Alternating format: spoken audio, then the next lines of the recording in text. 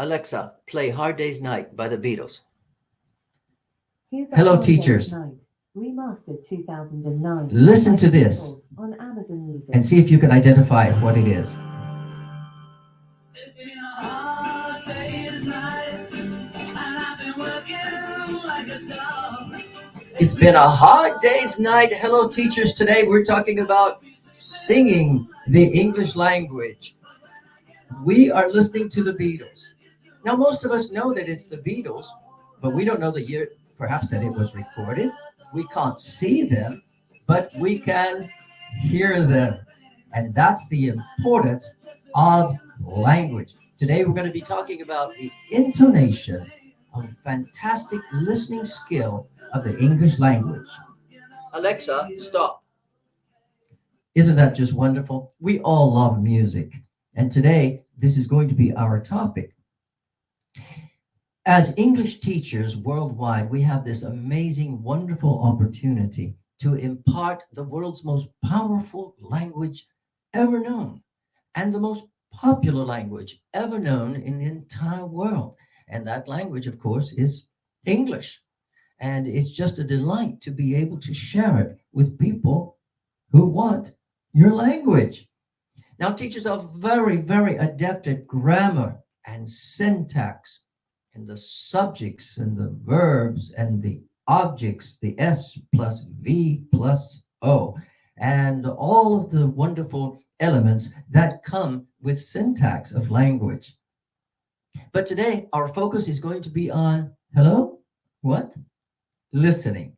And so, and so it's just a delight to come to you today. And thank you to the British Council for allowing me to show you a very simple yet very fun exercise that teachers use. And I've used for many years with adult learners, and they just simply love it. They really, really love it. And I know that you will also. And thank you for coming to my presentation today with the British Council and this marvelous opportunity to share some lessons that we can all learn together on how to be more effective teachers. Well, today's lesson is singing English, and you can see it right here. We all know what music is. And when our ESL students walk into the room, they already know what music is. Most everyone on earth knows what music is. And this is not an attempt, this particular short lesson is not an attempt to teach music per se. It is an attempt to improve the listening skills of the English language learner. When we look at music, we see the treble clef, 5 lines, the bass clef, 5 lines. And so we have imitated that in a very elementary fashion right here. And that is part of the fun that the students have.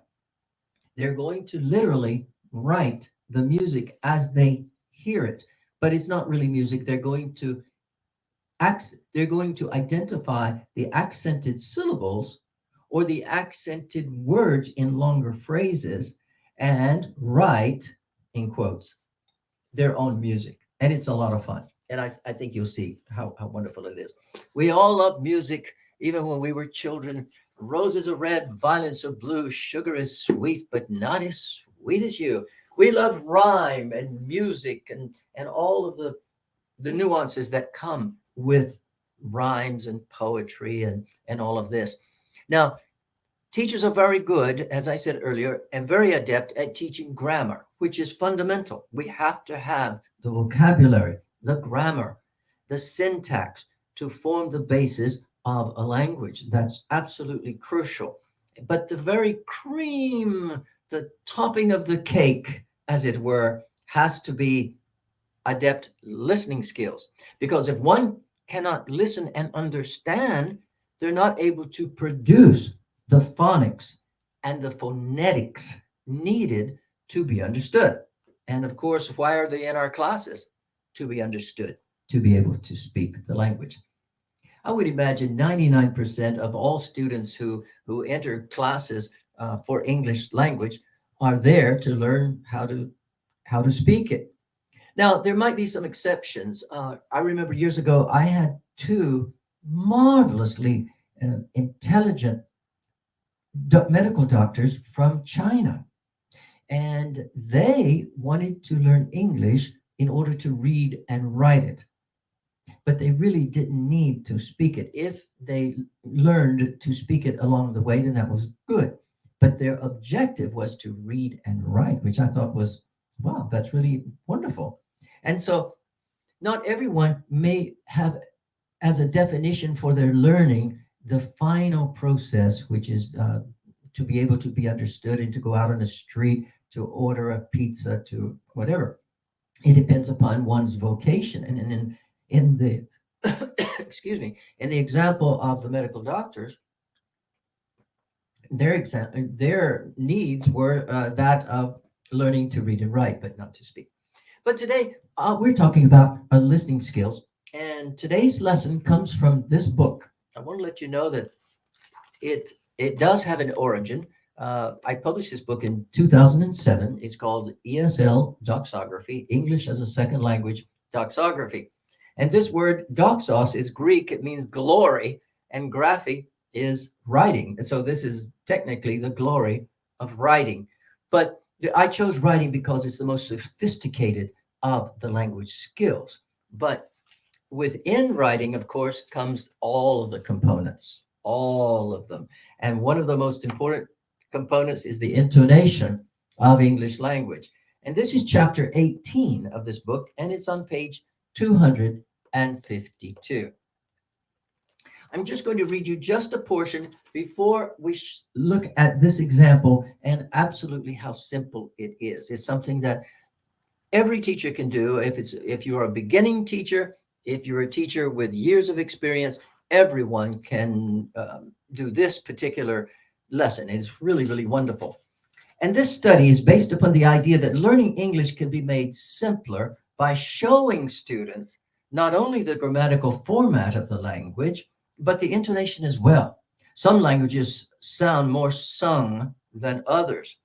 To English speakers, we hear Arabic, for example, and to us it is a very tonal language, and they're singing it, or Hebrew. You know, in religious services, the Hebrew language is used, and in the Arabic services, in the Muslim countries, they use Arabic, and of course, it's never just read from the holy books, it's sung. In other words, it is tonal. It is listening. The intonation is so important. And also, we still do that in the Roman Catholic Church and even in the Anglican, where we have the idea that we sing the high mass, we sing the liturgy, and so we have that concept. Today, we're going to be looking at 4 components of language, and these are stress, intonation, cadence, and inflection. Stress, intonation, cadence, and inflection. And we will use these interchangeably as our basic lesson is listening. Listening. Now, often a student just cannot hear what is said. And that's why I highly recommend to my teachers, always purchase a microphone. If the school cannot provide one, go get one yourself, just like I did here. And because this helps to project the voice out. So when you are speaking to the students, providing instruction, the instruction has to be clear. They have to hear it. It doesn't mean they understand the terms necessarily, but if they can't hear it, then there's no chance of understanding. So let's make sure that they can hear us. And you know how especially adult learners are. They want to go to the very back of the classroom as far as possible. Not good. Not good. There are different techniques to handle that situation as well. And one of them is entitled layered learning. And that is in this textbook as well. In layered learning, we're going to place the lowest levels to the front of the classroom as close to the instruction as possible so they can hear. And then From there, the subsequent higher levels are towards the back of the classroom. And the concept is one basic lesson, although the lesson is made more difficult to the higher students. And the teacher begins not with the low level students up front, but with the higher level students in the back, and then progressively comes forward with the very same lesson, believe it or not.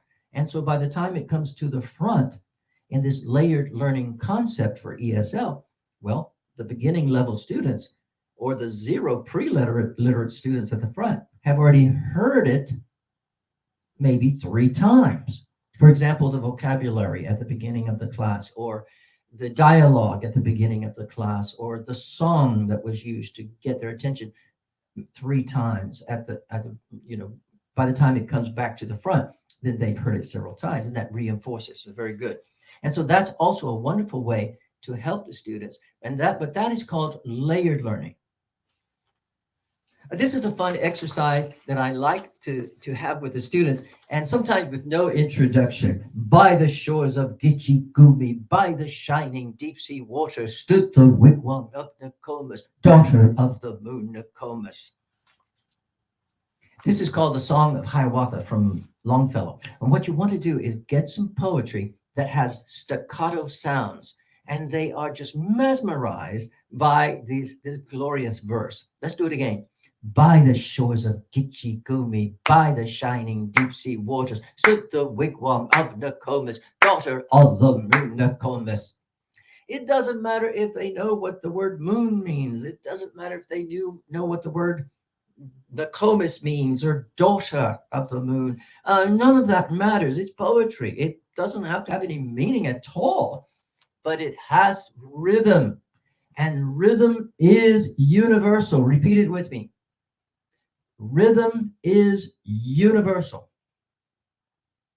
Aristotle said that the universe has sound. All of the planets that he could observe in his day, all the astros up there, the cosmos in his day, he said that they all had sound. And of course, he was right. I don't know how he knew it, but he was right. Remember, everything has rhythm. Everything has rhythm. And so, of course, language has rhythm as well. One more time. By the shores of Gitche Gumee, by the shining deep sea water, stood the wigwam of Nokomis, daughter of the moon Nokomis. Isn't that fantastic? It was written 200 years ago. The students really enjoy hearing a form of English other than the short staccato-like utterances that we make for hours in an ESL class. Because in an ESL classroom, sometimes we can begin to drone, and then everything mesmerizes into one. But we need poetry. Once upon a midnight dreary, while I pondered weak and weary over many a quaint and curious volume of forgotten lore, while I nodded nearly napping, suddenly there came a tapping, as of someone gently rapping at my chamber door. 'Tis some visitor entreating entrance at my chamber door. Only this, and nothing more. The Raven by Edgar Allan Poe. It doesn't matter if they don't even know what the word raven means. The point is they will love the poetry because of the rhythm, the cadence, the stress, and the intonation, which is absolutely fantastic. And of course, this is universal in poetry as well. So remember, rhythm is universal, and the 4 components that we mentioned earlier, cadence, stress, rhythm, and stress and inflection, all of those are universal as well in different languages. You know, there's a language in I think it's South Africa, and it has a da da da da, those glottal stops in the back. And how interesting is that? But it also has rhythm. It has context within the vocal cords that we can identify through the ears. Do you know if a baby cannot hear, the acquisition of language for that baby will be extremely difficult.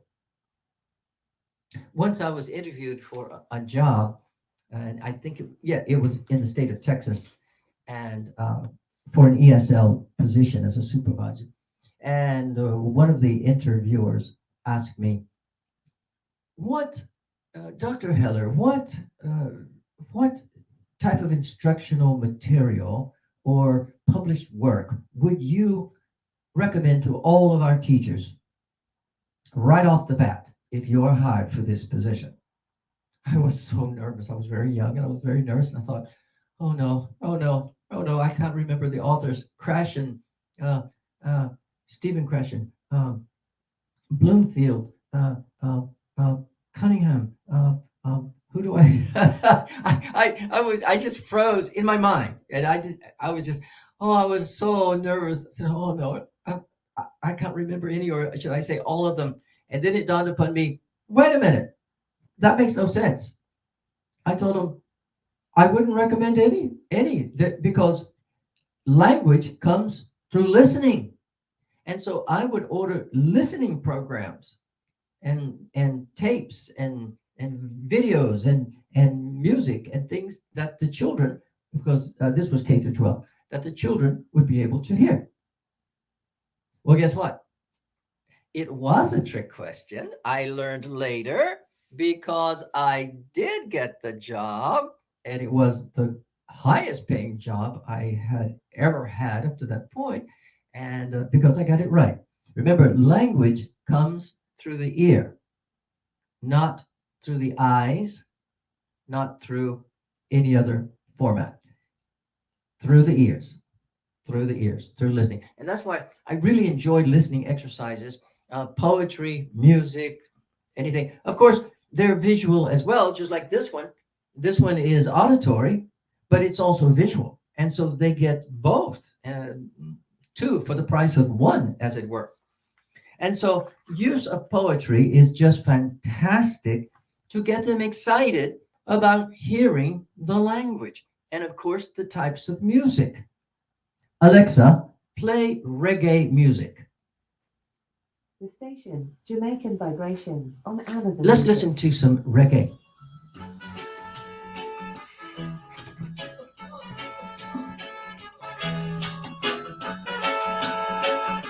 You hear the rhythm?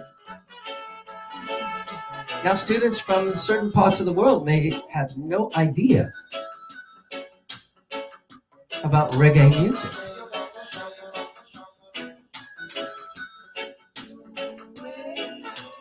It's hard to sit still when you hear reggae. I visited Jamaica one time. Oh man, excellent experience, man. You hear the rhythm, the context of the music. And of course, we're not seeing the artist, so we don't know anything about the artist.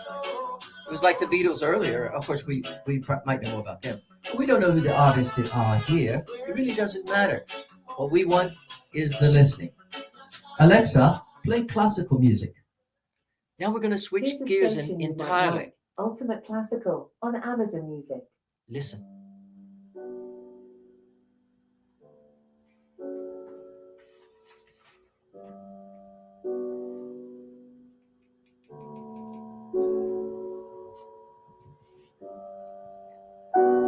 I hope that you can hear it.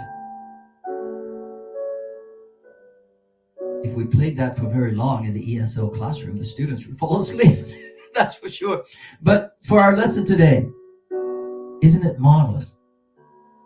The rhythm, the cadence, the intonation, the stress of the chords, all of that is a result of rhythm. Remember, rhythm is universal. Alexa, play some rock and roll. Here's a playlist you might like. 100 Greatest Classic Rock Songs on Amazon Music. Let's see what this is like.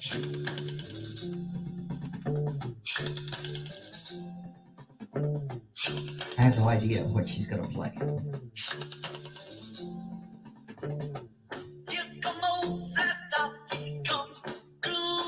A lot different than reggae. Another world away from classical. 1, 2, 3, 4. 1, 2, 3, 4. 1, 2, 3, 4. 1, 2, 3, 4. All right, we get the idea. Alexa, stop. All right, that's the power of music, and so we'll leave it there. Now, today we're talking about intonation and the very, very importance of it. Now let's get into the exercise itself. I have another book published many, many years ago entitled ESL, Multi-Level ESL Handbook, which was I published in 1990. And it has these things in it. Listen to this. Mary loves me. Mary loves me. Mary loves me. Same words, completely different nuance. I love you. I love you. I love you. Same words, completely different nuance, isn't it? The first thing we're going to do is identify syllables. When we identify the syllables, all we want to do is go by the stress that the students hear. And this one, we're going to start with instructions. Instructions. We want them to know that there are 3 syllables, instructions. And on this particular page, and the teachers can make their own, and there are tons published on this, on syllabization. The students will just make a little mark between the syllables, and they do not have to consult a dictionary. I know that sounds strange, but I really don't care, so long as they know there are 3 syllables. That's the main thing that I want here. And then I ask them, on which syllable is the stress on the word instructions? Instructions. I will need the instructions for your booklet tomorrow. I will need the instructions for your booklet tomorrow. Instructions. Instructions. And so they will put syllable 2, because on syllable 2 is the accented syllable in this particular case. The next one is tomorrow. Tomorrow. And you can annotate it like this, like you're directing music. Tomorrow. Tomorrow. Tomorrow. Tomorrow. Now, as gravity has it, gravity affects language. Did you know that? In the evolution of a person's development in listening, speaking, reading, and writing, and when they come to these listening skills and to the very last where they're able to master the language to the point that they can go out on the street and order a pizza, and get a job, and communicate effectively with people, then they're going to lower the stress, because the faster we speak, the less stress that we use. So the word tomorrow, tomorrow, tomorrow, you can see that it's a pyramid. Tomorrow, it's a pyramid. And so they're going to do the same thing to all of these. And then our next idea is they're going to identify the primary syllable, but they're also going to identify the secondary syllable, accent. Now you can call it accent, or the stressed syllable is fine.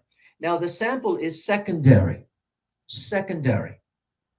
Now I'm using American pronunciation, secondary. The British say secondary, secondary. And that's fine, because in this case, it'll probably be about the same. But it's up to whatever part of the English world one is located. And so you have to make accommodations. I'm going to use the American English, secondary.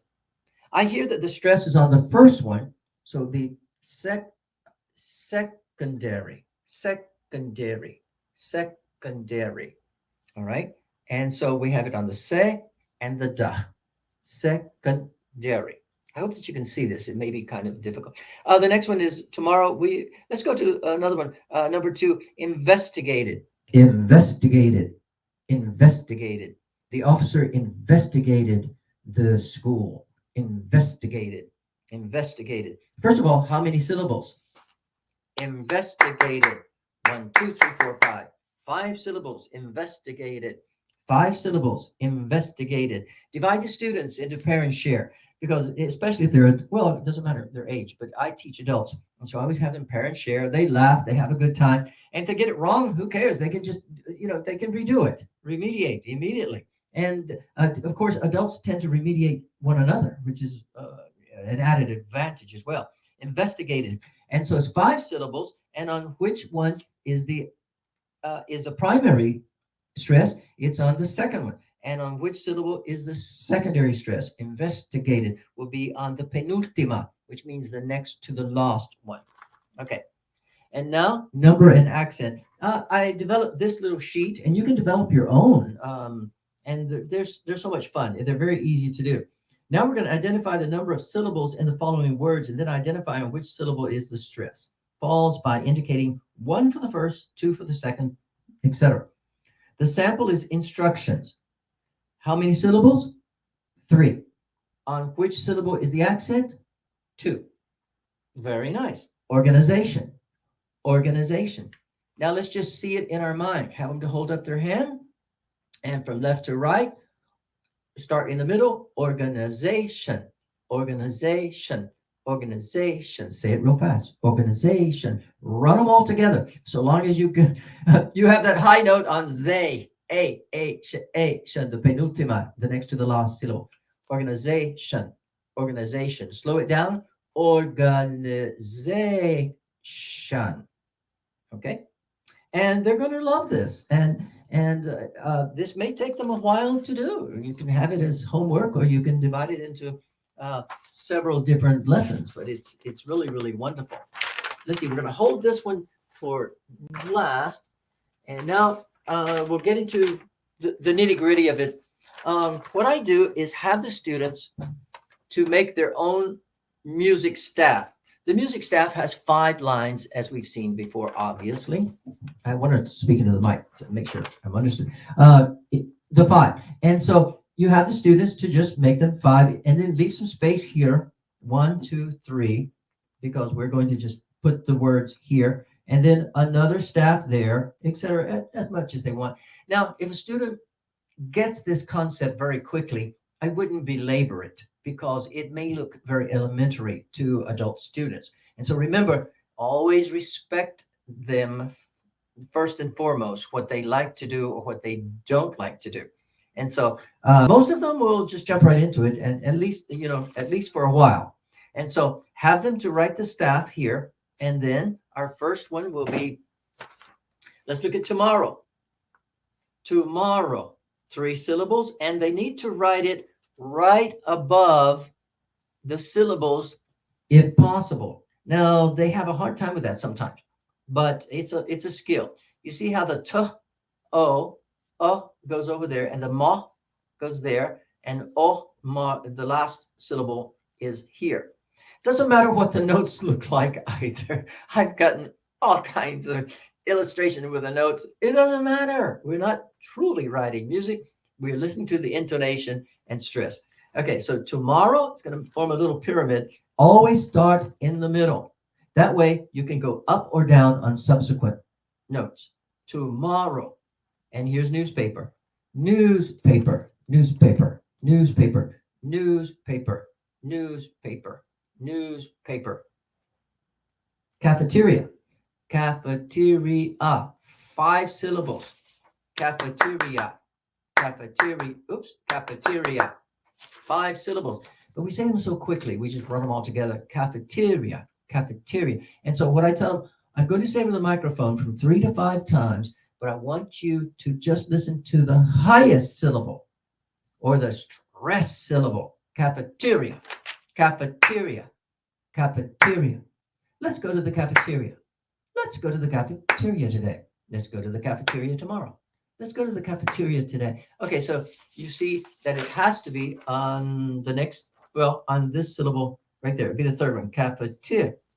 It doesn't matter how high they go, so long as this is the highest. It has to be the highest because it's the most stressed syllable.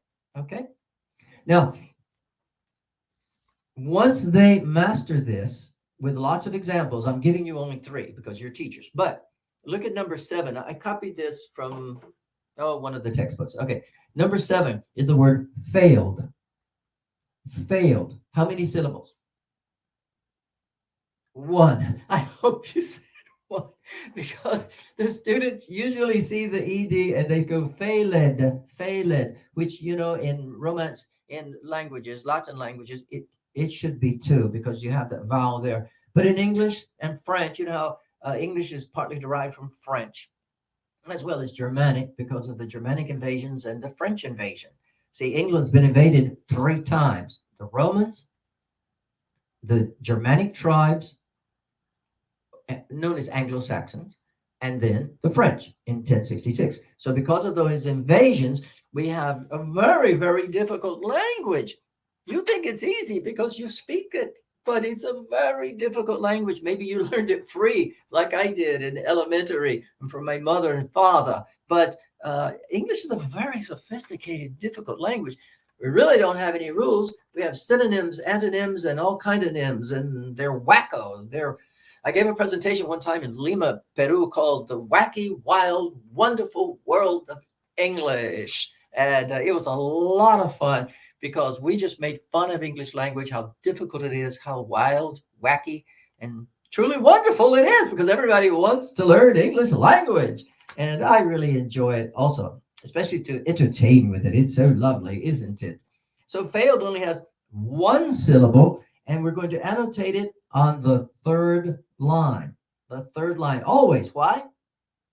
So that the student can go up or down on the subsequent ones. The first one is always. Now, how about the word number 8? Danced. Danced. How many syllables? Of course, only one. It's the very same concept as the other one. The ed on the end are basically, it sounded like a T. Danced. Dance. And eventually once gravity takes over and we evolve in English, we won't even say the T sound anymore. It's just going to be danced. We kind of eat the end of it. Of course, French is worse about eating. It's like a Chevrolet. We ate the T at the end of Chevrolet. Chevrolet, because it's French. Debut. The T's on there, but we eat it. We don't sound it. We eat it. But this lesson is not about eating English. It's about actually sounding it out that they can catch it. The rudimentary phonics sounds. Okay. Of true real world vocabulary. Okay.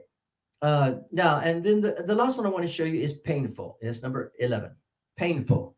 How many syllables? 2. Painful. Painful. Painful. A very important word also for ESL learners. Painful. And so they're always going to start on 3 and then go down. And that concludes that part. Now, let's move on to the board. Make sure that you can see it. Let me adjust a little bit. All right, here we go. For the singing English, we have the same thing. We're always going to start on number 3, and we're going to go up. Tomorrow. Now, as the evaluator, the only thing that I'm going to evaluate, guess what? Is the stress syllable. So I'm going to put a circle here and say very, very good. I'm going to put a circle here and go very, very good. A circle here, very good. And a circle on the highest one here, very good. Now, if it's wrong, we have to remediate immediately. And, it's very easy to do. And if you pair and share, as I said earlier, adults are very good at remediating each other once they become friends, know each other. And look at this word. It's a difficult word for ESL, comfortable. Comfortable. Spanish speakers or French speakers will normally say comfortable, comfortable, comfortable, comfortable, comfortable, comfortable. We do kind of eat those. And of course, we have this blé, the French blé, that somehow the Anglo-Saxons switched it, or someone switched it to bull. And so it should be blé, but it's not. It's bull, as you know. Comfortable. And so we're only going to grade or evaluate the highest stress on each word. That's all we're going to do. And the students, excuse me, sometimes the students, I don't understand why we're doing that, and they don't need to know. But you and I, confidentially speaking, all we need is the highest one. because we want them to be able to be understood when they go out on the street. And because the pronunciation is everything. And how do they get good pronunciation? Through listening, of course. Okay, very good. Now, here are the steps as we wind down this presentation. The steps are to identify the syllables, annotate notes to represent the position of each syllable. And you don't have to know music yourself, but if you are not too proficient at this, just practice away from the students first and see if you're correct. And then, then you will feel more confident in front of the students. Because as a matter of fact, I do have some trained musical skills. And so that's why when I in front of the students, I came up with this in 1990. I thought it was a good idea, and of course they liked it, especially if you inculcate the music with it. They like that. You talk about the different types of music. Of course, you could talk about the different types of poem and all that also. But back to music for a second. Music in the different genres is just a fancy way of saying music comes in different languages. And so adult students can catch that quickly. And then you can incorporate the music from their own countries. Each country has its own folk type music, and have them come in and do that. And it doesn't matter if we understand it as far as the words are concerned, because everyone will understand the rhythm. And that's the neat part about language. And that's the neat part about the listening exercises. And now on to number 3. Always begin where? On the third one, the middle one. That way you can always go up and down on subsequent ones. But if you start at the very top, there's nowhere to go on the subsequent ones except down. And if you start at the very bottom, there's no place to go except up. And maybe that's incorrect. So always start in the middle. In the middle. By the middle, I mean 1, 2, 3, 4, 5. Always start on number 3. Number 3, which in music would be the B, but you don't even need to know that. That's just free of charge. Every good boy does fine. Every good boy does fine. That's real music. But we'll just go by numbers. Oh, you know what? It wouldn't be a bad idea to number these as well. I can't find my red marker, but I would definitely number these as well. So when you're speaking to the students, you can number them on both sides, 1, 2, 3, 4, 5, 1, 2, 3, 4, 5. So when you're speaking to the students, you can tell them number 3 is the accent, or number 5 is the accent, like that. And of course, if they put it between, it doesn't matter either, so long as it's up or down. Okay. And now, number 4, the teacher repeats the word 3 to 5 times. And of course, be sure to use it in a sentence. Whatever you do, use it in a sentence. And number 5, only evaluate the stressed or the highest. Let me make sure everything is fine. Okay, great. You're only going to evaluate the stressed or the highest one. And we went over that already. So that was just wonderful. Now I'm going to show you in the published text. It looks fancy schmancy.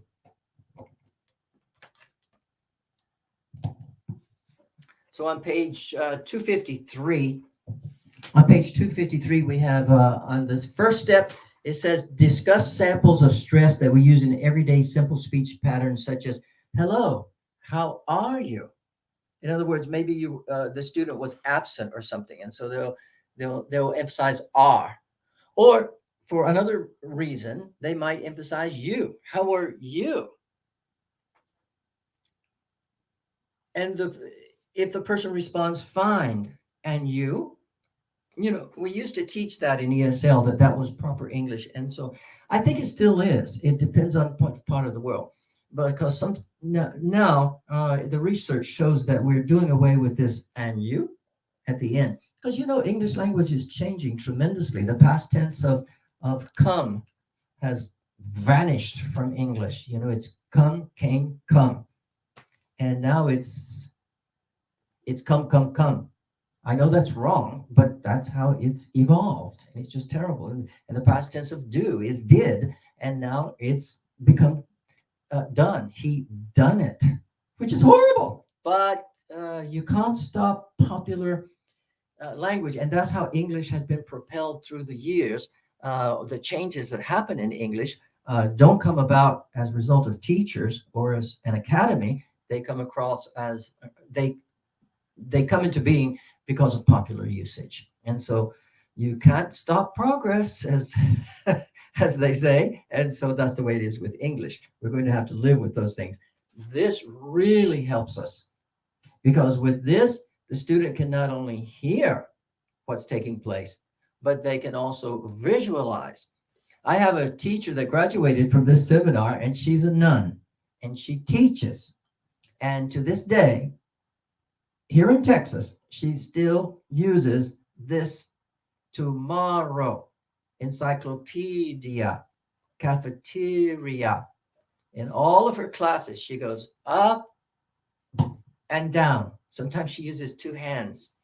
Over there, over there. And so she has graduated and evolved it into some other things, almost like directing music, which is fantastic. Oh, I did want to show you though in this book, it looks a little bit better. It looks very, very nice here. And on page 254, it shows you step by step how to not only form the lines, the importance of the lines. You see the little notes here. All right. And this is for the word organization. Organization. Organization. How many syllables? Organization. 5. On which stress? Which syllable is stressed the most? Z. Z. Z. Organization. Organization. Organization. To what organization do you belong? And so there it is, right there. That's the only one that I will evaluate. The rest of them, at this point, it doesn't really matter. It only matters the accented syllable. If there are two accented syllables, the only one that really matters is the primary. So I'm not sure if I made that clear earlier, but it's in here in the book. You're only going to need the primary syllable because well, for obvious reasons, they just need that for clarity.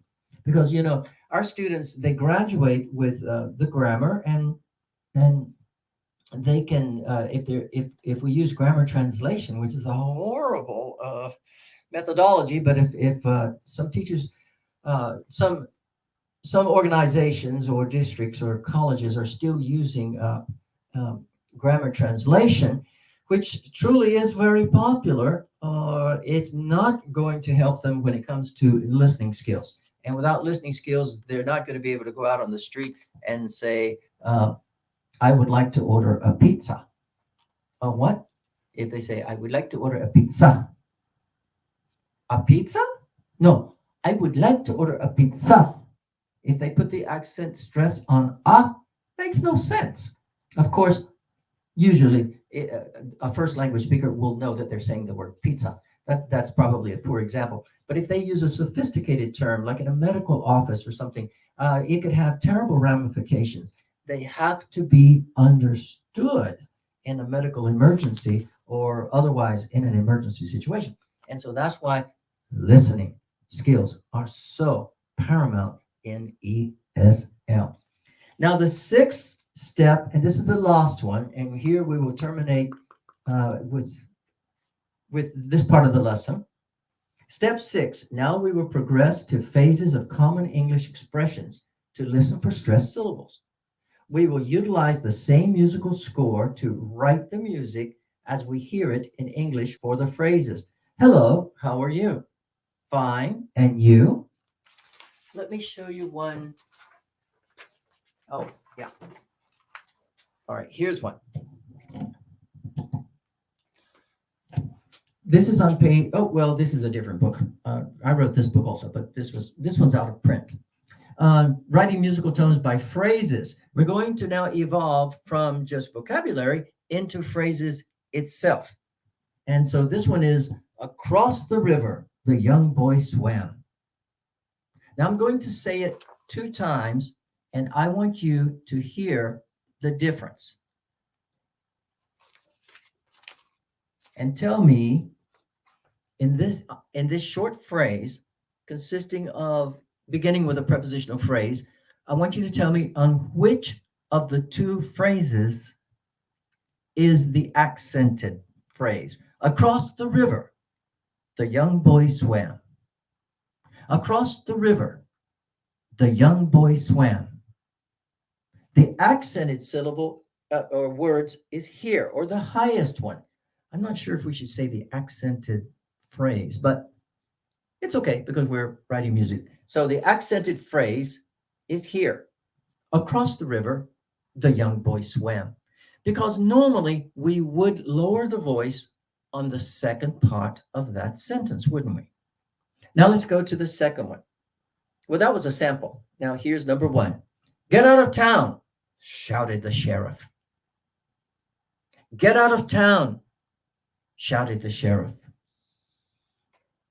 Now you're only allowed to place one note for each of these phrases, part of the sentence. Usually they're prepositional phrases, but it doesn't matter. And I'm not going to worry about the grammar because all I want to do is for them to hear. Which part of this sentence is higher than the other one? Get out of town, shouted the sheriff. The student should be able to hear that the first part is higher. Get out of town, shouted the sheriff. So it doesn't matter where they put this one, so long as it starts on the three. They could even put it higher. They could put it anywhere. Well, I'm sorry. The first one has to be on a three.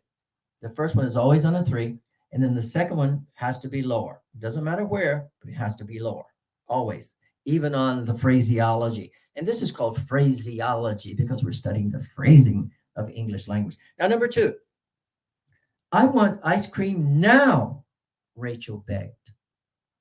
I want ice cream now, Rachel begged. You can obviously hear the beginning of that sentence is higher. So we're going to put it number three, and then this one, it doesn't matter where, so long as it's below it. Now the third one.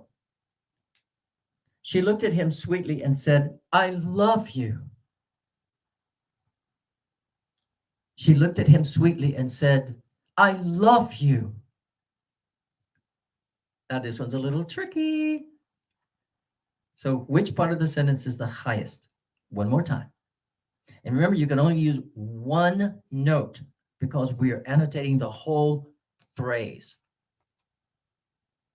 She looked at him sweetly and said, I love you. Hopefully, you could hear that I love you is the highest, the higher of the two. Okay. And so I hope I'm pointing at the right place. Yeah, I love you. Oh, I ran out of lines, so you should put more lines. Okay, I love you would be the highest one, and over here would be a three, and then over here would be, it doesn't matter, 4 or a 5, because that's the highest one of the phrase. Now, let me check my time. Okay, it's 2:59, and I think we're almost out of time. Okay, and that's perfect because that ends that particular part of the show anyway, and the lesson. And you see, this is a very simple lesson, and children can use it, adults can use it. I only teach adults, but and I've had wonderful success. In fact, this is a real picture of some of my students. Let's see, what were we doing? It was a cultural appreciation with all of these students were from Mexico. All right, yes, yes. And these were all from Mexico. Okay, and that's great. I did want to show you as a visual cue as well. I try to get newspapers from around the world. Not that I can read them, but I get audio songs. I get songs from other parts of the world that they can hear the language. And this one is Hebrew, and the date on it, I can't see. Well, it was from 2015. Okay. One time we went to Jerusalem, and this is what language? You have to tell me. Now, I'm not going to intone it for you, since I can't anyway. I can only say Alhamdulillah. Kafalak. Alhamdulillah. It's interesting, but the first time I went to Jerusalem, I think it was in 1999. I would say kafalak, which is how are you? And indubitously, everyone would answer alhamdulillah, alhamdulillah. It's a beautiful word in Arabic. And but then the next time I went to Jerusalem was in 2012, and I asked the same question, kafalak, and almost nobody would say alhamdulillah. They would say something else. I forgot what it was in Arabic. I guess fine. But then when I would say, if they because they would all, they would say al salam alaikum. That's what it was. Al salam alaikum, alaikum al salam, and then I would respond alhamdulillah, and they loved it. Even in 2012, they would go, oh, alhamdulillah. They would like it also. And so I saw in one decade how, less than a decade, how that even Arabic, a language which I do not speak, but I really enjoy hearing the singing of that language. I really enjoy it. I noticed the difference in how they even would greet from just an initial greeting. I thought that was really, really fantastic. Alexa, play classical music. Here's a station you might like, Ultimate Classical on Amazon Music. Alexa, play Madonna. All right, Here's some music teachers, by Madonna on Amazon Music. thank you so much for listening to our class today. Our class today was entitled Singing English, Listening Skills for the ESL Student. As far as level is concerned, it could be for any level that the teacher chooses, to be honest. And in most classes, we have multi-levels in the same class. All right, we're going to let Madonna take us to the end of our presentation today. I want to thank the British Council for the invitation, especially for Ralph down in Ecuador. I think he works in Ecuador. I met him in Peru many years ago at a conference very similar to this. I wish we could all be in person, but of course, due to current circumstances, that's impossible. I understand. But isn't it fantastic that through the medium of the internet, we can still see our friends around the world, particularly English teachers. How much do I love ESL and my teachers and my beautiful students around the world. I've been teaching for, I guess, 30 years. And it's just been a delight, an absolute delight. I've had the opportunity to travel to 22 countries, speak in conferences, to publish some books and materials, and some simple lessons like this. And, I found that the teachers really like the simple lessons a lot more than the super complicated ones, as long as the theory is based on theory. And of course, listening skills, the phonics of English language are so incredibly important. So thank you so much for joining me today. Adios, auf Wiedersehen, arrivederci. I know that I will see you soon. We're going to have a Q&A right after this session is over. You're welcome to contact me in the United States at 956-207-4299 with a text message. You can also reach me on email at clarkvonheller@yahoo.co.uk, because I used to live in beautiful UK. clarkvonheller@yahoo.co.uk. And so I'm just delighted to be able to meet you virtually, and I hope that you do have some Q&A for me. And if not, you can, of course, communicate either to the British Council facilities or through the numbers that I gave you. Telephone for texting is in the United States, 956-207-4299. And with that, this is the end of my presentation, but I'm going to remain on the air for the Q&A. And our moderator will be on in a few moments.